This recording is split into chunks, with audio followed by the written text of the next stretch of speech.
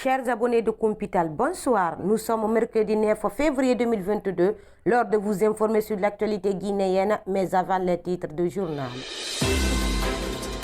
Pour lutter contre la consommation des aliments impropres, le directeur général du contrôle de qualité a effectué une visite dans la région forestière. Détail dans un instant. À Kankan, un chef de quartier victime d'une attaque armée. Détail à suivre. C'est tout pour les titres dans un poignée de temps, les développements. Vous êtes les bienvenus. Kumpital. Dans une série de décrets publiés tard ce mardi 8 février, le président de la transition, colonel Mamadi Doumbouya, a nommé les membres du conseil exécutif de la société de gestion de Kaleta ou de conseil d'administration de la société de gestion ou d'exploitation de Swapiti. Le décret précise que ces cadres sont nommés pour un mandat de 4 ans, alors que la durée de la transition n'est pas encore connue. Kumpital. Le ministre de l'enseignement technique et de la formation professionnelle a procédé au lancement des travaux de l'atelier de partage de la stratégie nationale de développement et de l'enseignement technique et de la formation professionnelle ce mercredi 9 février dans un réceptif hôtelier de la capitale. Cette stratégie nationale est élaborée par une équipe technique composée de cadres nationaux avec l'appui de l'UNESCO à travers ses bureaux régionaux d'Abidjan et de Dakar et du Bureau pour l'Afrique de son Institut international planification de l'éducation. Elle s'engage dans le programme prioritaire numéro 4, extension et réforme de l'enseignement technique et de la formation professionnelle du PRO-DEG et le complète par rapport aux enjeux socio-économiques et technologiques nouveaux ou à anticiper. Le point focal de l'UNESCO en Guinée, Mamadou Diallo, a précisé que la mission du système des Nations Unies consiste à accompagner les États membres de ces organisations dans leur activité. Kumpital. Et puis, en tournée de prise de contact avec les services déconcentrés relevant de son département, le ministre de l'Urbanisme, de l'Habitat et de l'Aménagement du Territoire a effectué une visite de travail ce mardi 8 février 2022 à l'Abbé. Ousmane Gawal Diallo a mis l'occasion à profit pour mettre en garde certaines autorités administratives locales sur les conséquences de leur indifférence face à la construction des bâtiments qui ne respectent pas les normes.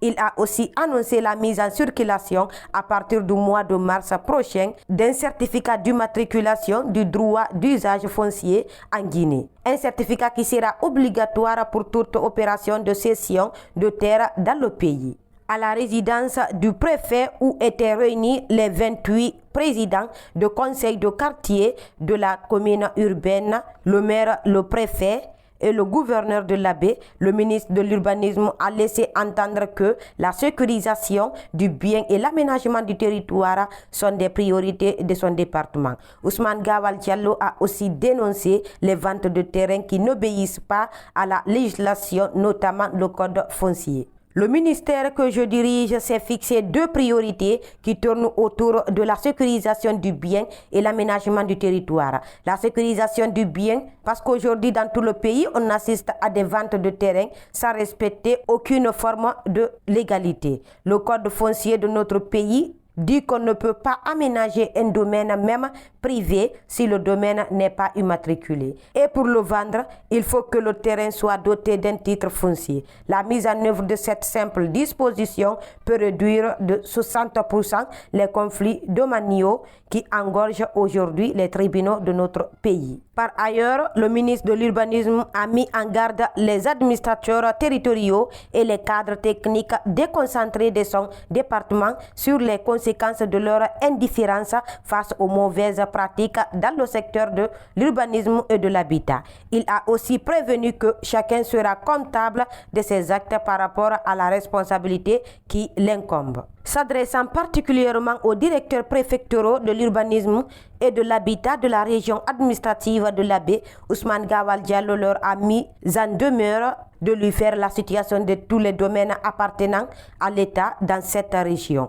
Après le lotissement de 2021, au plus tard avant le lundi 14 février prochain. Kumpital. Je vous le disais au sommaire, pour lutter contre la consommation des aliments impropres et les produits périmés dans nos différents marchés, le directeur général du contrôle de qualité vient d'effectuer une visite de terrain dans la région forestière, mais surtout au niveau des différents points d'entrée. L'objectif visé est de toucher du doigt les réalités et renforcer les structures déconcentrées du contrôle de qualité.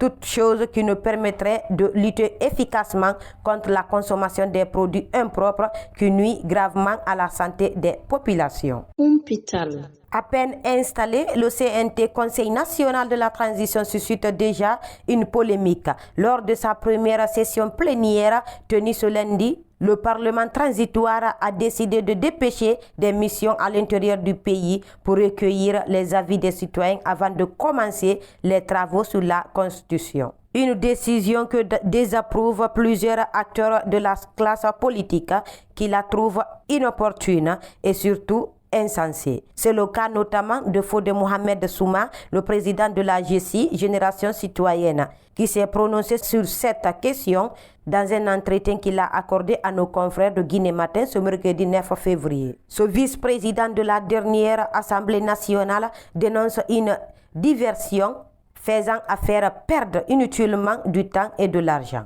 Cette virée à l'intérieur du pays est un non-sens. Ils connaissent les problèmes auxquels ils sont confrontés. On n'a pas besoin de dépenser autant d'argent ni de perdre du temps pour aller toucher du doigt les maux qui gangrènent la société guinéenne. Mon expérience de vice-président du bureau sortant enseigne que le premier rôle du CNT serait de fixer le chronogramme de ses activités avec la mise en place des commissions afin de donner de la lisibilité sur le processus transitoire, affirme le président de la GCI. Hôpital. La ministre de l'Information et de la Communication met les bouchées doubles pour réussir la mutation numérique en Guinée. C'est dans ce cadre que Rose Pola Prisemou séjourne dans la capitale française afin de rencontrer des partenaires techniques. La ministre de l'Information et de la Communication a affiché ses ambitions de redorer le blason de l'audiovisuel guinéen.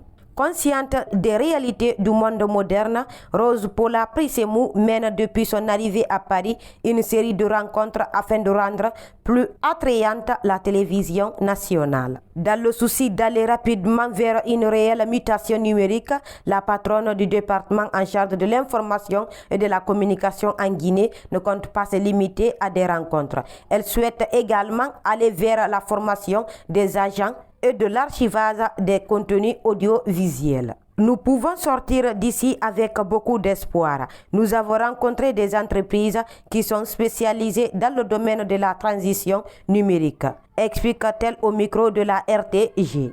Dans son agenda, la ministre de l'Information et de la Communication est attendue dans les locaux des chaînes de télévision françaises pour des échanges d'idées et d'expériences. Hôpital. Mohamed Kindi Traoré a comparu ce mardi 8 février 2022 devant le tribunal de première instance de Mafankou. Ce citoyen guinéen est poursuivi par sa cousine Hadja Djeynabouba pour des faits d'escroquerie portant sur un montant de 429 millions de francs guinéens. Le prévenu a plaidé non coupable des faits mis à sa charge. Il reconnaît avoir un montant de 387 millions de francs guinéens des mains de la plainte, mais ni l'avoir détourné. De son côté, la plaignante soutient avoir remis un montant de 429 millions de francs à son cousin comme avance pour l'achat des 2 grues. Près d'un an après, Hadja Djeynabouba dit n'avoir ni reçu les machines, ni récupéré cet argent. Après l'audition des différentes parties au procès, l'avocat du prévenu a sollicité la mise en liberté de son client pour qu'il puisse chercher à récupérer l'argent de la partie civile. C'est ainsi que le tribunal a renvoyé le dossier au 15 février 2022 pour statuer sur cette demande de la défense. Hôpital. Comme annoncé en titre, Elhadji Djibril Diallo, chef de quartier de Tcherno-Djibaya, dans la ville de Kindia, a été victime d'un braquage ce mercredi 9 février. Des individus armés l'ont attaqué dans la rue, emportant son téléphone et une somme d'argent. Rencontré peu après l'attaque par un de nos confrères, la victime est revenue sur sa mésaventure. J'ai été attaqué par 2 bandits armés au niveau du carrefour Mangoya. Je devais partir à Conakry pour une audience qui était prévue aujourd'hui à 10h. Donc, je me suis rendu à la gare routière de Kindia pour chercher un chauffeur qui peut me conduire facilement à Conakry. Parce que, vu mon âge, je ne peux plus conduire ma voiture jusqu'à Conakry. Le syndicat des transporteurs m'a aidé à avoir un chauffeur. J'ai échangé avec lui. On est tombé d'accord sur le montant que je devais payer pour mes déplacements à Conakry. La semaine dernière, on a effectué le premier voyage et on est revenu. On devait repartir ce matin encore. Le chauffeur en question est venu chez moi. Je lui ai donné 50 000 francs comme avance, plus 5 000 comme frais de transport entre Ouandi et chez moi. Il est prévu qu'il vienne chez moi à 4 heures du matin pour bouger, afin qu'on puisse arriver à temps à Conakry. Moi, je me suis levé à 3 heures du matin. Je l'ai appelé pour lui dire de ne pas retarder, pour qu'on puisse bouger à 4 heures. Je l'ai attendu jusqu'à 4h30, il n'est pas venu. Quand je l'ai rappelé, il m'a dit qu'il est au niveau du carrefour Wondi, mais qu'il n'arrive pas à avoir une moto-taxi pour venir. J'ai attendu jusqu'aux environs de 5 heures pour le rappeler encore.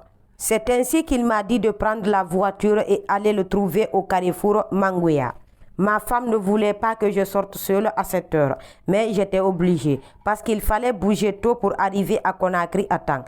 Arrivé au carrefour Mangoya, 2 individus qui étaient sur une moto sont venus vers moi. L'un d'eux a braqué une arme sur moi. Il a dit « Il faut nous donner ce que tu as ou je te tue », a expliqué la victime.